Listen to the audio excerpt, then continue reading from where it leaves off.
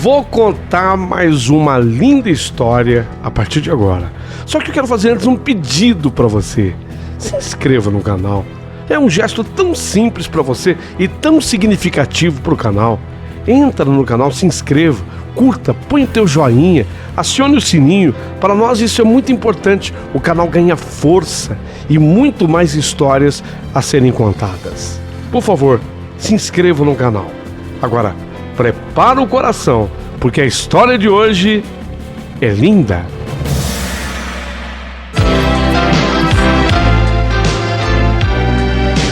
Rádio Emoção. Paulinho, boa pessoa. A verdade de cada um.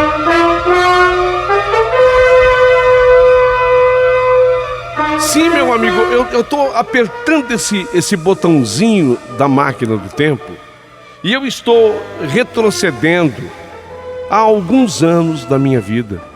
Porque essa história que eu vou contar aqui com você aconteceu comigo, não foi com a minha vizinha, não foi com o meu vizinho, foi comigo. Só que não aconteceu ontem, aconteceu já faz algum tempo, até alguns anos. Eu saí de Aracaju, era minha terra, eu nasci lá. Eu nasci em Aracaju e eu vim tentar a sorte em São Paulo. Porém, até hoje, sabe, Paulinho, até hoje, tudo que eu vivi naquele passado, você acredita? Que me traz consequências, e consequências terríveis, até os dias atuais, você acredita isso? Você vê como é que a vida da gente é um juntar de fatos, né? As coisas são consequentes uma das outras. Até hoje, isso me traz consequências terríveis, que eu sei que eu nunca mais talvez irei me livrar. Eu vou contar para vocês.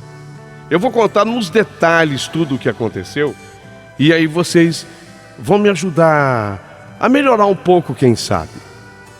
Logo que eu cheguei a São Paulo, vindo de Aracaju, eu consegui um emprego num pequeno mercado.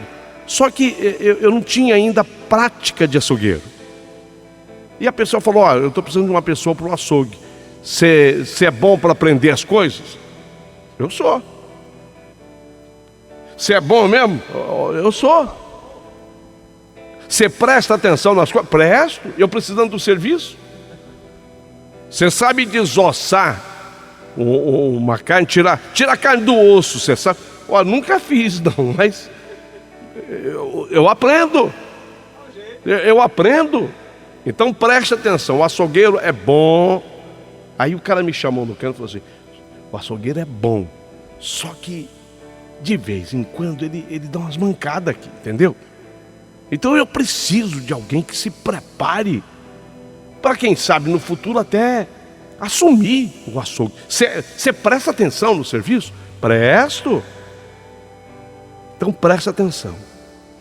E aí, eu naquele mercado, eu comecei a ficar atento. Eu já tinha trabalhado no mercado lá em Aracaju, embora eu não tivesse sido açougueiro, mas de vez em quando eu passava pelo açougue. Então eu fui prestando atenção, fui pegando o jeito.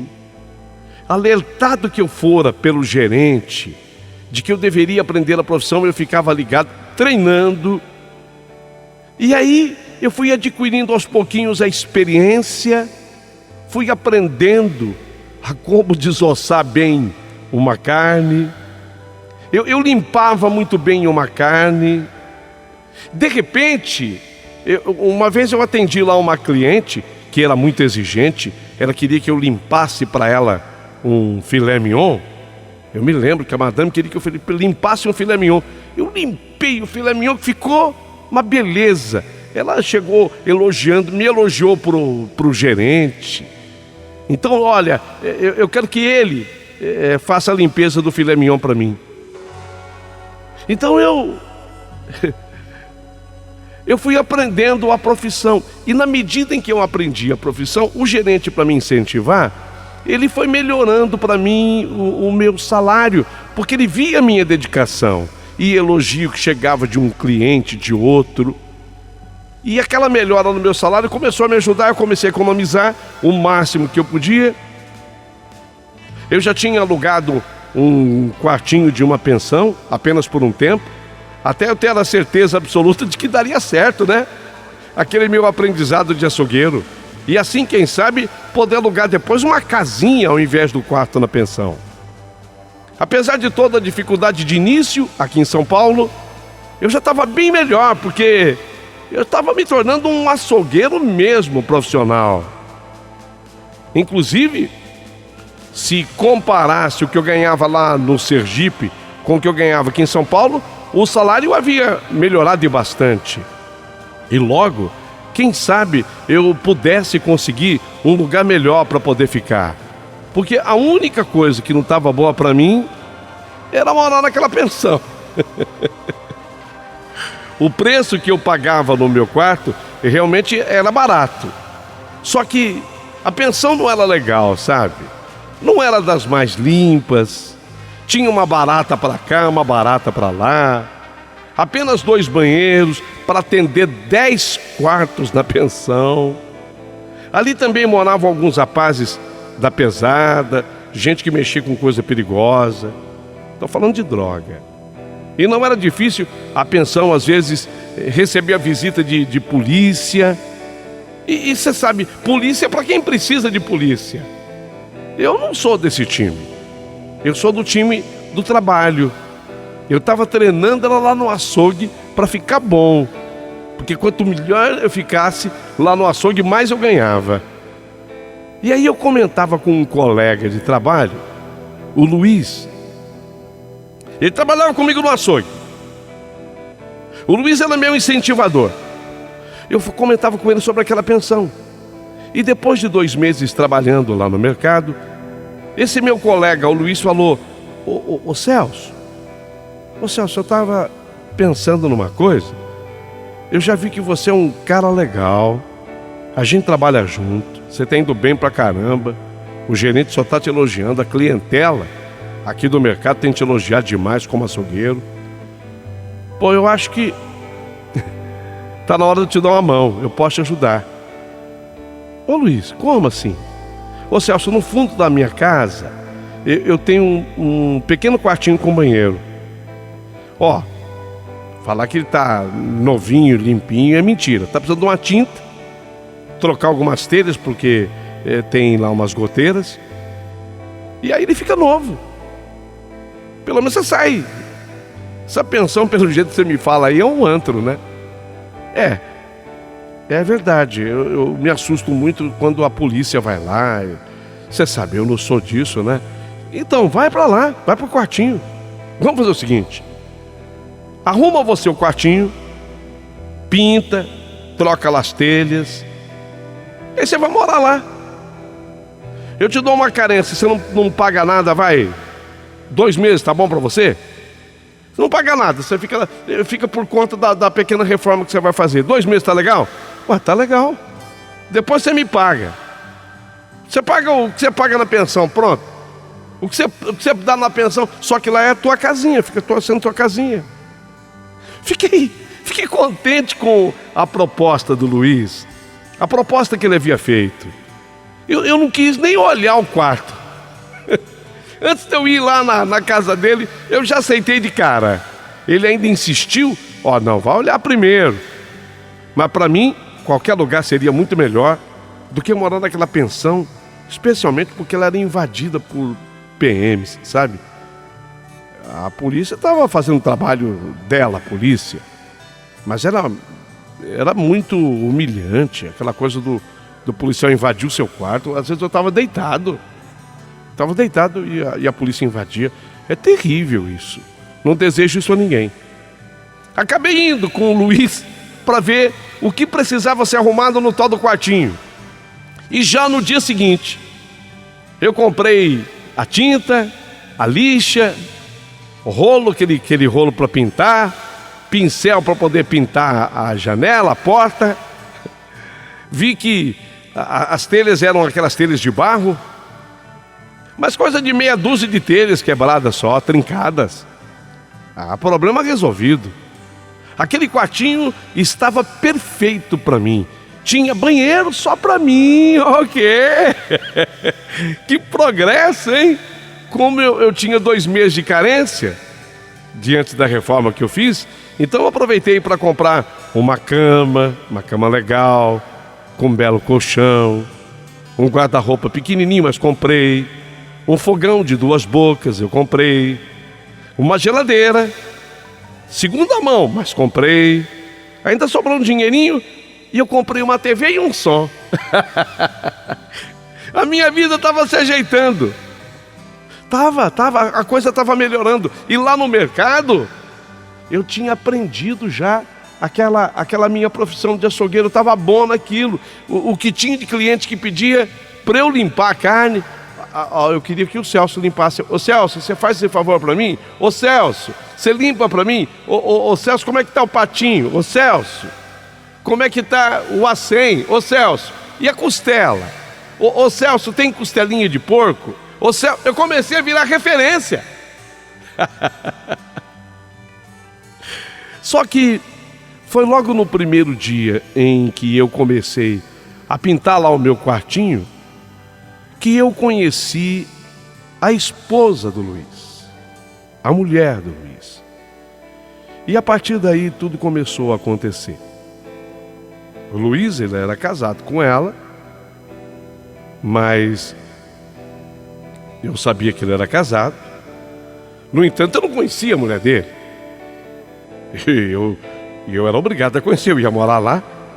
Eu não tinha conhecido a mulher dele ainda.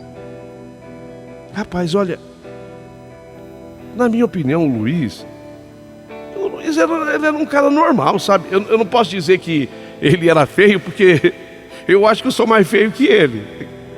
Eu não posso dizer que o Luiz era feio, porque eu acho que eu sou mais feio que ele. Mas a mulher do Luiz, meu Deus do céu, onde é que ele foi arrumar essa mulher? Do Paraná. Eu nunca vi uma mulher tão linda. Ela tinha sido rainha do carnaval na cidade dela. E isso para que vocês tenham uma ideia. Olha a mulher do Luiz, rainha do carnaval na cidade dela, no Paraná. Eu fiquei simplesmente maravilhado com aquela mulher. Uma morena, cor de jambo, de tirar o fôlego de qualquer um. Uma mulher simplesmente maravilhosa, rosto e corpo perfeitos. E quando o Luiz me apresentou para ela, eu fiquei embasbacado, fiquei totalmente sem graça. Eu ainda estava com a roupa bem simples. A minha roupa estava assim um pouquinho suja de sangue lá do açougue. Nossa, eu fiquei envergonhado demais. Não, eu não sou bonito, não. O Luiz também não era, mas eu não sou, eu sou menos bonito que o Luiz. Pronto, eu achei a expressão correta. Eu fiquei meio sem graça de conhecê-la. E foi nesse dia que eu já comecei a pecar, porque eu fiquei com inveja do Luiz, justamente por ele ter uma esposa tão linda daquelas. Carla, ela era muito linda. Ela tinha sido rainha do carnaval na cidade que ela morava, no Paraná. Carla, e para completar, ela era, além disso, simpática, e foi simpática comigo. E disse que, enquanto eu não terminasse de arrumar no meu quartinho, que eu era convidado para jantar na casa deles. Aquela mulher linda percebeu que eu estava muito envergonhado, e ela logo começou a puxar assunto comigo para me deixar bem à vontade. O Luiz me fala que você tem se destacado lá no mercado, né? Você veio de Aracaju, é legal lá? Sabe quando a pessoa vai criando clima assim, pra você conversar? Porque eu estava tímido. Me conta um pouquinho de Aracaju. Eu tenho muita vontade de conhecer. Eu não conheço o Nordeste. Eu ficava pensando, meu Deus do céu. Meu Deus do céu, será que ela é assim com todo mundo? Ela começou a me deixar bem à vontade. E aí nós fomos pegando uma amizade muito grande. Não só eu com o Luiz, mas eu fui pegando uma amizade muito grande com a mulher dele, com a Carla. Eu consegui colocar o meu quartinho todo em ordem. E agora, aquele quartinho já era considerado um verdadeiro lar, porque eu morava nele. E a Carla, cada vez mais simpática comigo, a mulher dele. Que mulher linda, que mulher maravilhosa. E eu, para agradá-la, virava e mexia. Quando eu descobria alguma coisa de novidade no mercado, eu comprava para ela. Um carinho para você, viu? Uma carne que chegava lá no mercado, que eu vi que estava especial. Isso aqui é para ajudar no jantar, no almoço. Em alguns finais de semana, fazíamos um churrasco ali no quintal. Eu trazia carne, uma carne especial do açougue. E a Carla estava sempre deslumbrante. Lógico que dentro de casa ela ficava à vontade. Aquela morena maravilhosa usava um shortinho, mostrando aquelas pernas grossas, bem torneadas. A cada dia que se passava, eu ficava mais louco quando eu via aquela mulher. Eu sabia que eu estava fazendo uma coisa que não era legal, era uma coisa feia até. Afinal de contas, eu estava cobiçando a mulher de um amigo que estava me ajudando, caramba! Porém, por mais que eu tentasse frear, eu não conseguia tirar aquela mulher da minha cabeça, do meu pensamento. Que mulher era aquela? Ela podia estar na televisão de tão linda. Essa mulher podia simplesmente ser a Globeleza. Ela é mais bonita do que a Globeleza. Luiz, o meu colega lá de mercado, era um cara muito legal. E foi graças a ele que eu saí daquela pensão imunda e agora eu vivia num lugar limpo, bem arrumado. Não era justo eu cobiçar a mulher desse meu amigo, que tanto me ajudou. Mas o meu desejo, Paulinho, ia muito além do meu caráter. Porém, mesmo assim, eu nunca desrespeitei a Carla. Nunca deixei que ela percebesse absolutamente nada. E não aguentando mais aquele desejo incontrolável, eu sinceramente, como homem, eu me masturbava diariamente pensando nela. Ficava só nisso. Mas era nela que eu pensava o tempo todo. O maior crime que eu cometi nessa hora foi um dia, sem que ninguém percebesse, eu fui no varal e roubei uma calcinha dela. Eu não estava aguentando mais. Eu olhei para tudo que é lado, espiei, e quando eu vi que ninguém estava notando nada, eu roubei a calcinha dela. E com aquela peça dentro de casa, que eu escondia debaixo do meu colchão, com aquela peça eu cheirava aquela peça, eu passava no meu rosto. Entende? E eu comecei a pensar coisas ruins. Para mim, só tinha um jeito daquela mulher ser minha. Só tinha um jeito daquela paranaense, morena cor de jambo, mais linda do que a Globeleza, rainha do carnaval na terra dela. Só tinha um jeito dela ser minha. Só se o Luiz não existisse mais.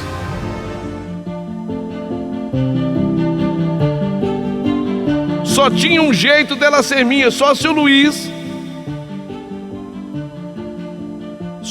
morresse.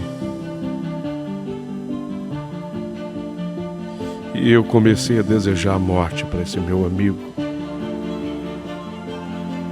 E esse foi o maior pecado da minha vida. Eu estava desejando a morte para quem tanto havia me ajudado. Carla, ela demonstrava ser apaixonada pelo Luiz. Eu não tinha a menor chance com ela, a não ser que só se o Luiz morresse. O que eu quero deixar claro aqui é que jamais passou pela minha cabeça cometer crime. Não, isso não era da minha cabeça, não passava pela minha mente, nem qualquer outro ato de violência. Mas eu confesso, sem vergonha alguma, que eu passei a desejar a morte para o Luiz.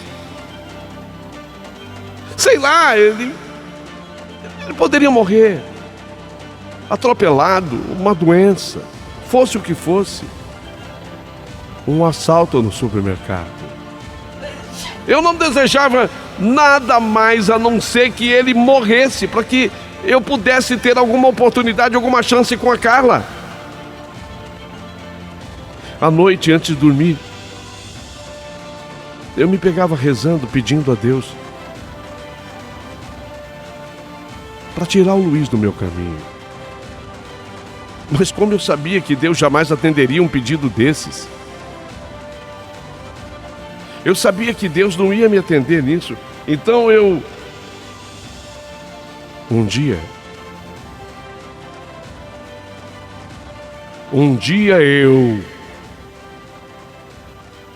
rezei para o diabo.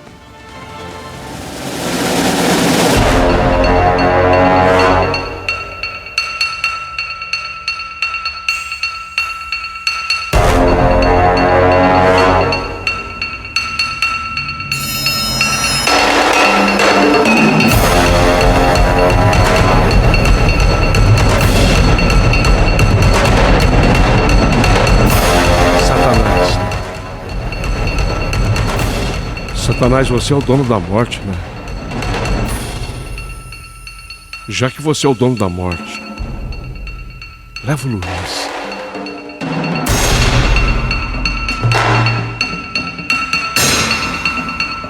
Satanás, já que você é o dono da morte, leva o Luiz. Tira o Luiz do meu caminho. Tira do meu caminho, Satanás!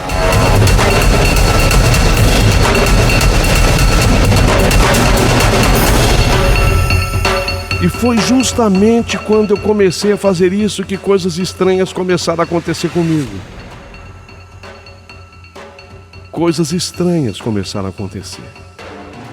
De madrugada eu chegava a ver em meus sonhos aquela mulher que eu tanto desejava, a Carla. Eu chegava a vê-la entrando naquele meu quartinho, ela sempre linda, ela se aproximava de mim. Aí ela perguntava assim pra mim: você pegou minha calcinha, né? E eu falava pra ela: sim, peguei, eu vim buscar. Aí ela abria a gaveta. Incrível, porque a calcinha eu colocava debaixo do colchão, mas ela abria a gaveta e ela tirava da gaveta a calcinha. Era sonho.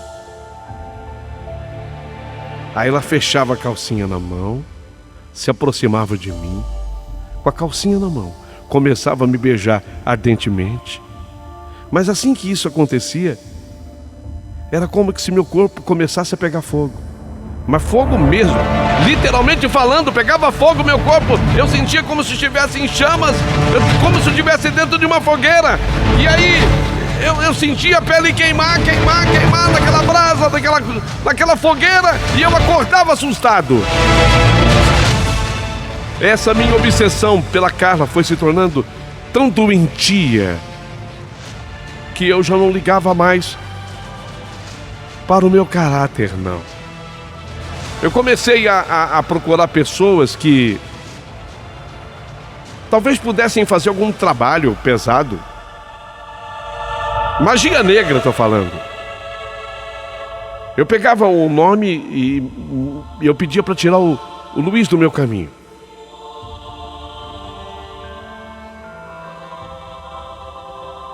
Às vezes ele estava do meu lado no açougue, e eu com aquela faca imensa e afiada, desossando a carne.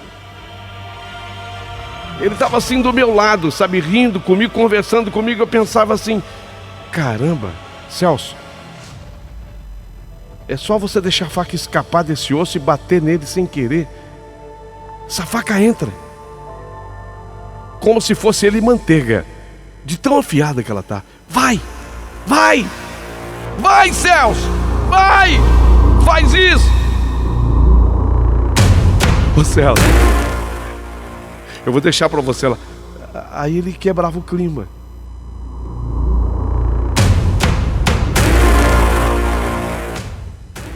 Naquele dezembro,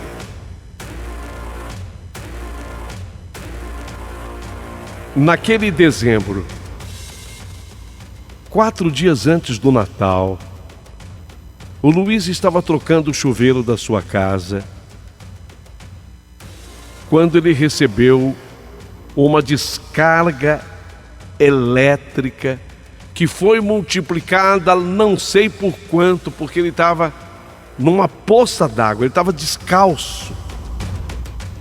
Ele estava descalço numa poça d'água e mexendo na fiação, chuveiro elétrico.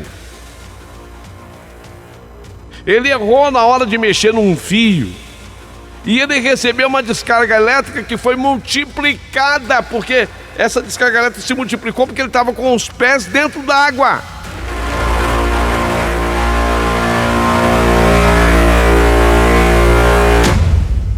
Morreu. Ele morreu. A descarga elétrica foi tão forte. Ele morreu carbonizado.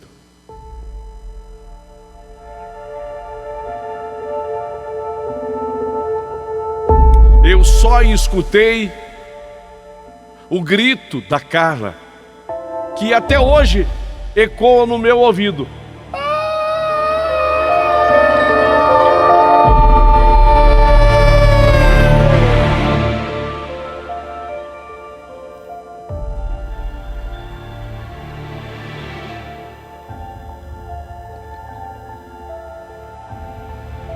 Eu corri até lá. E quando eu vi que ele fritava dentro daquela água,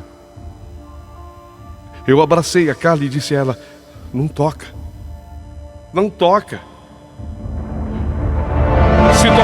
Se tocar, a descarga elétrica vem pra gente também, não toca.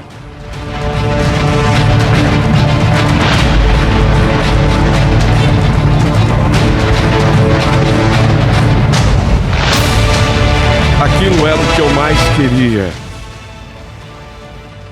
Aquilo era o que eu mais desejava. E um dia antes da sua morte, eu havia ido com uma pessoa, uma encruzilhada, fazer justamente um trabalho para que o Luiz morresse. E essa pessoa me garantiu que o trabalho iria dar resultado.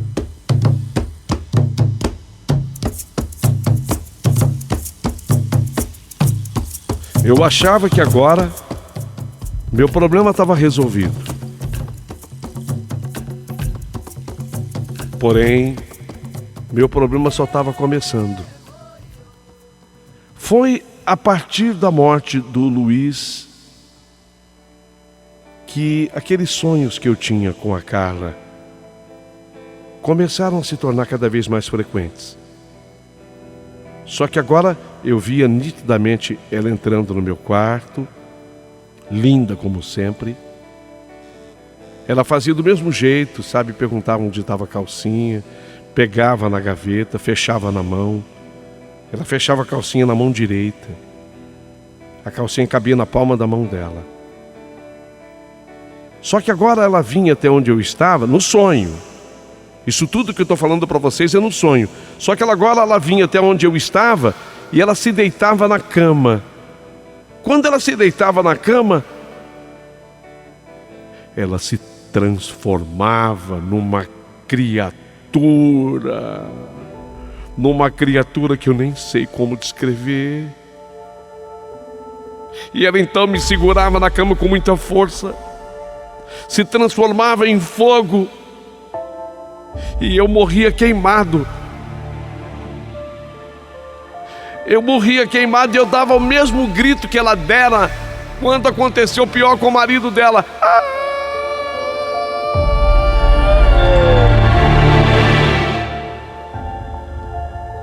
Esses pesadelos passaram a atormentar a minha vida. Eu passei a sentir um peso imenso na consciência pela morte do Luiz. Ele que tanto me ajudou. E que agora que eu poderia me aproximar de Carla, eu passei a sentir medo dela. Medo dela. Pois só de olhar para ela, eu já me lembrava dos pesadelos terríveis que eu tinha com ela. Daquele monstro no qual ela se transformava. Ela se transformava numa tocha humana. E além de horrorosa nos sonhos, nos pesadelos, e em tocha humana ela me queimava também. Eu não suportei mais morar ali. Eu queria me livrar de tudo aquilo que estava me atormentando. E foi aí que eu resolvi voltar para Aracaju, em busca de paz para o meu espírito, senão eu ia enlouquecer. O meu patrão não acreditava. Celso, você é o melhor açougueiro hoje aqui do mercado, Celso. Eu vou melhorar o teu salário. Eu vou duplicar. Quer que eu triplique? Eu triplico o teu salário. Eu triplico o teu salário.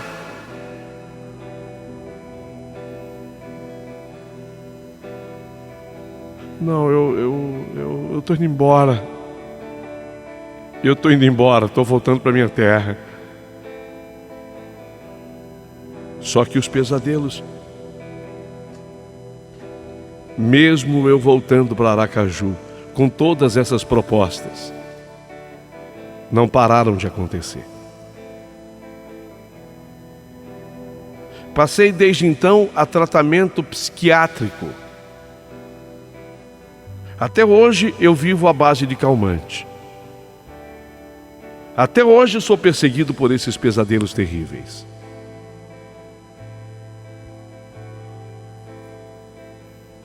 A Carla, que foi o sonho, o meu objeto de desejo, tudo aquilo que eu fiz para que, todo aquele desejo para que o marido dela morresse, a Carla se transformou para mim numa coisa medonha, assustadora. Eu nunca mais quis contato com ela. Sequer eu queria saber onde ela estava, onde ela ainda existia. Eu queria distância. Na verdade, nada me tira da cabeça de que quem me persegue até hoje é o próprio Satanás. Porque quando eu pedi a ele pela morte do Luiz, eu prometia ser fiel a ele pelo resto da minha vida. E agora eu estou sendo cobrado. Talvez a morte de Luiz tenha sido mero acidente. Até um acidente estúpido. Um erro grotesco dele. Não se faz o que ele estava fazendo. Mas nada diminui o meu sentimento de culpa pelo que aconteceu. E agora, até hoje, eu pago o preço da minha cobiça. Já faz tempo. Eu comecei a minha carta dizendo: olha, faz tempo. E vocês vão ficar abismados, porque faz 34 anos. 34 anos que tudo aconteceu. E até hoje eu sou perseguido por isso. Tentei me encontrar em 2 casamentos. Os 2 casamentos foram frustrados, acabados. Continuo sendo trabalhador. Voltei para Aracaju com a profissão que eu aprendi de açougueiro. Até hoje eu trabalho nessa área e sou muito elogiado. Do ponto de vista profissional, vou bem. Ganho meu dinheiro, pago pensão para os meus filhos. Eu tenho 2 ex-esposas, mas não me encontro. E tenho certeza absoluta que tudo que eu passo hoje é consequência do que eu fiz no passado.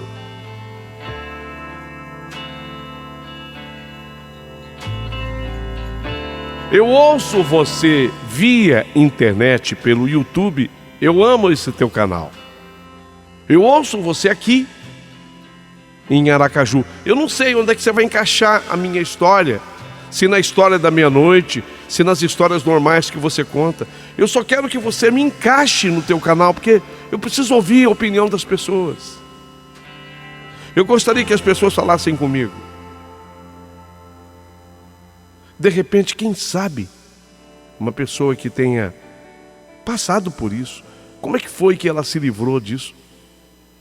Eu quero fazer uma pergunta. Será que dá para eu me livrar da perseguição do diabo?